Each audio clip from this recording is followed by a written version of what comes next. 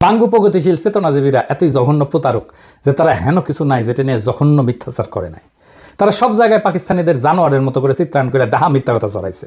তাদের গুরু ইন্ডিয়ার শিক্ষাই হচ্ছে মিথ্যা কথা বলা। মতিউর রহমানের কবর নিয়ে একটা জঘন্য মিথ্যা বানোয়াট কথা বাঙ্গু মহলে প্রচলিত।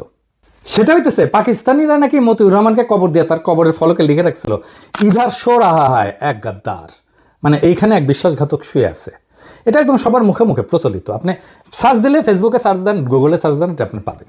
বিএনপির অফিসিয়াল ফেসবুক পেজে এই কথা ছড়ানো হয়েছে।